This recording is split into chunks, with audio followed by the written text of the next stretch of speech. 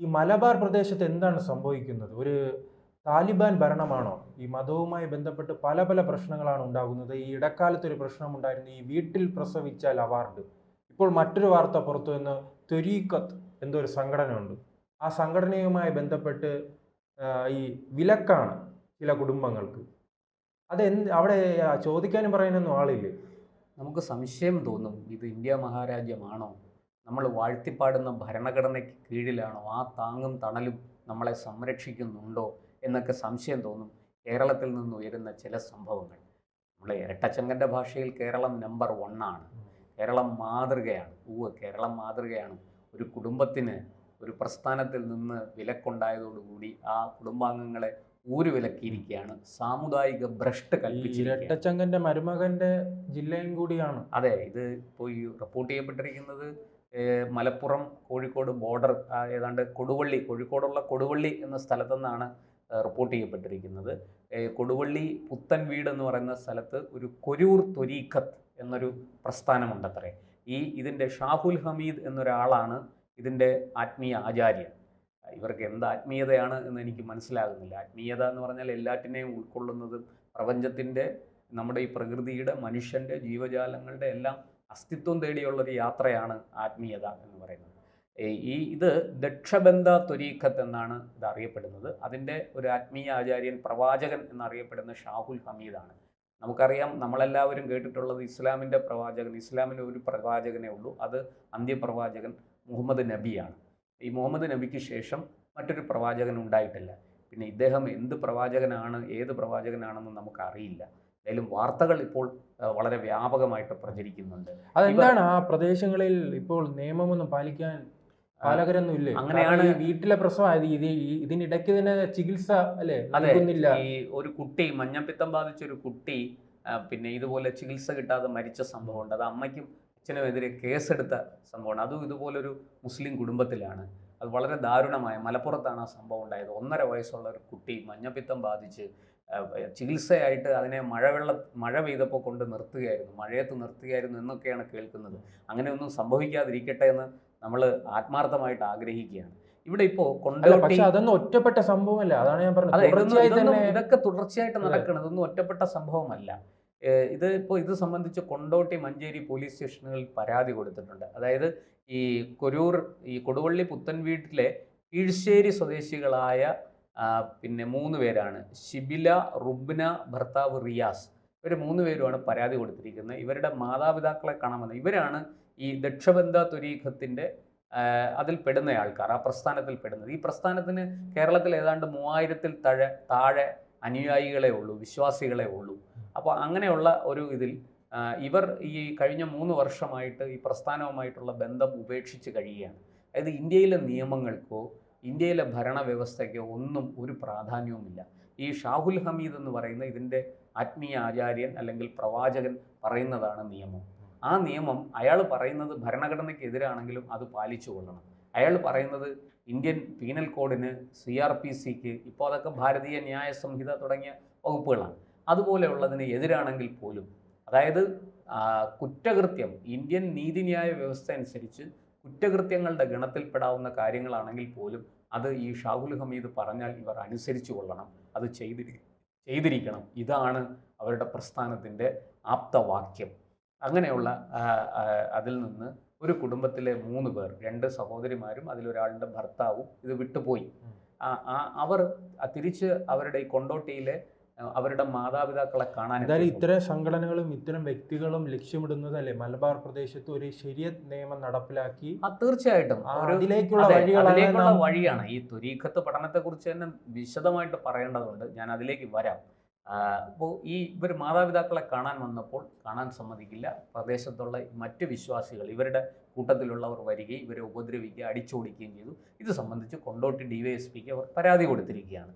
അതായത് സാമുദായികമായ ഭ്രഷ്ട്, അതുപോലെ ഊരുവിലക്ക് ഒക്കെയാണ് ഇവർക്കെതിരെ കൽപ്പിച്ചിരിക്കുന്നത്. ഇത് എങ്ങോട്ട് പോകുമെന്ന് നമുക്കറിയില്ല ഈ കേസ്.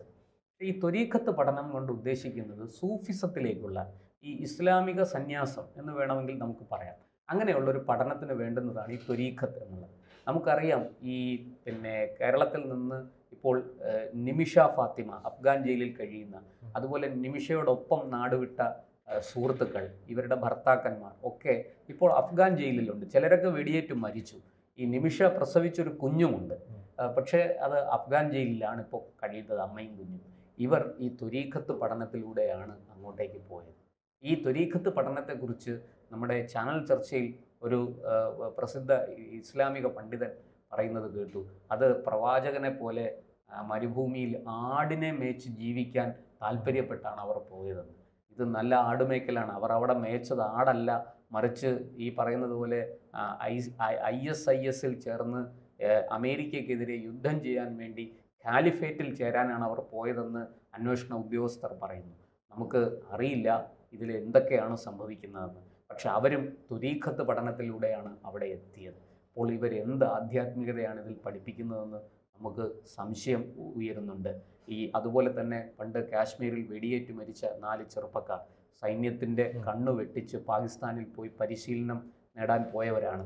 അവർ ഇന്ത്യക്കെതിരെ വിശുദ്ധ യുദ്ധം നയിക്കാൻ, കാശ്മീരിനെ മോചിപ്പിക്കാൻ വിശുദ്ധ യുദ്ധം നയിക്കാൻ വേണ്ടി ശത്രുരാജ്യത്തിലേക്ക് പോയി പരിശീലനം നേടാൻ വേണ്ടി പോയവരാണ്. അവരാണ് സൈന്യത്തിൻ്റെ വെടികൊണ്ട് മരിച്ചത്. അവരും ത്വരീഖത്ത് പഠനം കഴിഞ്ഞിട്ടാണ്. ഈ ത്വരീഖത്ത് പഠനത്തിന് നിരവധി തലങ്ങളുണ്ടെന്നൊക്കെ പറയുന്നു. നമുക്കതിനെക്കുറിച്ച് അറിയില്ല.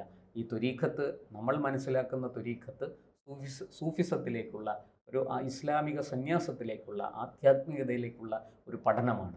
അവിടെ അത് വളരെ കൃത്യമായ ഒരു വിശുദ്ധമായ ആത്മീയ വിഷയങ്ങളെക്കുറിച്ച് അല്ലെങ്കിൽ ആത്മീയ വശങ്ങളെക്കുറിച്ചുള്ള പഠനമാണ്. പക്ഷേ ഇത്തരത്തിലുള്ള പഠനം ഇതെന്ത് ത്വരീഖത്താണെന്ന് നമുക്ക് മനസ്സിലാകുന്നില്ല. എന്തായാലും ഈ പറഞ്ഞതുപോലെ ഇപ്പോൾ ഈ ദക്ഷബന്ധ ത്വരീഖത്ത്, ഇതിനൊരു പുതിയ പേര് നമ്മൾ കേൾക്കുകയാണ്. വാർത്തകളിൽ കിട്ടുന്ന വിവരം ശരിയാണെങ്കിൽ ഈ ദക്ഷബന്ധ ത്വരീഖത്തിൻ്റെ പ്രവാചകൻ ഷാഹുൽ ഹമീദ്, ഈ മുഖ്യധാര, ഞാൻ മനസ്സിലാക്കുന്ന മറ്റൊരു കാര്യം, ഈ മുഖ്യധാര മുസ്ലിം സംഘടനകൾ, മുസ്ലിം ലീഗ്, സമസ്ത പോലെയുള്ളവർ ഇവരെ തള്ളി പറയുന്നുണ്ട്. അവർ ഇവരെ അംഗീകരിക്കുന്നില്ല. അങ്ങനൊരു കാര്യം നമുക്ക് ഒരു പ്രതീക്ഷ നൽകുന്നൊരു കാര്യമാണ്. എന്തായാലും അത്തരത്തിലുള്ള ജമാഅത്ത് ഇസ്ലാമി പോലെയുള്ളവർ, പോപ്പുലർ ഫ്രണ്ടിന്റെ നിലപാട് ഇപ്പോൾ അറിയാൻ നിവർത്തിയില്ല. പറയുമ്പോഴും കേരളം പോലെ ഒരു സംസ്ഥാനത്ത് 3000 ഒരു ചെറിയ സംഖ്യയല്ലല്ലോ. അതെ, 3000 ഒരു ചെറിയ സംഖ്യയല്ല. പക്ഷേ ഈ പറഞ്ഞതുപോലെ കേരളത്തിലെ മുഖ്യധാര ഇസ്ലാമിക സംഘടനകളെല്ലാം ഇവരെ എതിർക്കുന്നുണ്ട്, ഇവരെ അംഗീകരിക്കുന്നില്ല, അവരെല്ലാം ഇവരെ തള്ളി പറയുന്നുണ്ട്. അങ്ങനൊരു പ്രതീക്ഷയുടെ ഒരു ചെറിയ എന്താ പറയുക, ഒരു കൈത്തിരി വെട്ടം കാണുന്നുണ്ട് ഇതിനകത്ത്. പക്ഷേ ഈ പറഞ്ഞതുപോലെ ഇവരുടെ അനുയായികളായി കഴിഞ്ഞാൽ വലിയ പ്രശ്നമാണ്. പിന്നെ ഈ ഷാഹുൽ ഹമീദ് പറയുന്നത് അനുസരിച്ചു കൊള്ളണം, അതിനപ്പുറത്തോ ഇപ്പുറത്തോ പോകരുത്. എങ്ങനെ ഈ ആൾക്കാർ ഇതിൽ ചെന്ന് പെടുന്നു? ഈ 3000 പേര് ഉള്ളുവെങ്കിലും ആ 3000 പേര് എങ്ങനെ ഇതിൽ ചെന്ന് പെട്ടു എന്നുള്ളതാണ്. പെട്ട് കഴിഞ്ഞാൽ പിന്നെ അവരുടെ സന്തതി പരമ്പരകളെല്ലാം ഇതനുസരിച്ച് കൊള്ളണം. നമുക്കറിയാം, ഇപ്പോൾ കേരളത്തിൽ സുന്നിയുണ്ട്, ഷിയ ഉണ്ട്, അഹമ്മദീയരുണ്ട്, മുജാഹിദുകളുണ്ട്, അതുപോലെ സലഫികളുണ്ട്, ഇങ്ങനെ പല വിഭാഗങ്ങളുണ്ട്. ഇവർക്കെല്ലാം അവരുടേതായ ആധ്യാത്മിക രീതികളും ഉണ്ടാവും. നമുക്ക് ആർക്കും അത് എതിർപ്പില്ല. മറ്റുള്ളവർക്ക് ഉപദ്രവകാരി അല്ലാതിരിക്കുന്നിടത്തോളം കാലം ഇതൊക്കെ ആചരിക്കുന്നതിന് ഒരു പ്രശ്നവുമില്ല. പക്ഷേ ഇത്തരത്തിൽ ഊരുവിലക്ക് കൽപ്പിക്കുക, സാമുദായികമായ ഭ്രഷ്ട് വരുത്തുക, വീട്ടിലേക്ക് കുടുംബാംഗങ്ങളെ കാണാൻ വരാൻ പോലും സമ്മതിക്കാതിരിക്കുക, ആ പ്രദേശത്ത് വന്നാൽ ഉപദ്രവിക്കുക, അവിടുന്ന് അടിച്ചോടിക്കുക, ഇതൊക്കെ നിയമലംഘനമാണ്. ഈ നിയമലംഘനം അങ്ങനെ വകവെച്ചു കൊടുക്കാൻ നമ്മുടെ രാജ്യത്ത് നിയമം അനുവദിക്കുന്നില്ല. അതുകൊണ്ട് കൃത്യമായിട്ടും ഇതിനെതിരെ പോലീസിൻ്റെ ഭാഗത്തുനിന്ന് നടപടി ഉണ്ടാകണം. അങ്ങനെ ഉണ്ടാകും എന്നാണ് കരുതുന്നത്. ഈ ത്വരീഖത്തിൻ്റെ, ഈ ദക്ഷബന്ധ ത്വരീഖത്തിൻ്റെ ഉറവിടം എന്താണെന്ന് അന്വേഷിക്കണം. ഇവരുടെ ആക്ടിവിറ്റീസ്, ഇവരുടെ പ്രവർത്തനങ്ങൾ എന്താണെന്ന് പോലീസ് മനസ്സിലാക്കണം. ഇവരെ കൃത്യമായി നിരീക്ഷണത്തിൽ വെക്കണം.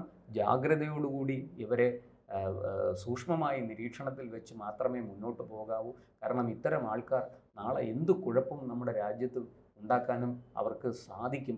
ഇത്തരത്തിലുള്ള ആൾക്കാർ സത്യം പറഞ്ഞാൽ സമൂഹത്തിന് ആകെ ഭയം വിതയ്ക്കുന്ന ഒരു വാർത്തയാണിത്. അതുകൊണ്ട് തന്നെ കൃത്യമായ ഒരു നടപടി പോലീസിൻ്റെ ഭാഗത്തു നിന്ന് ഉണ്ടാകേണ്ടതാണ്.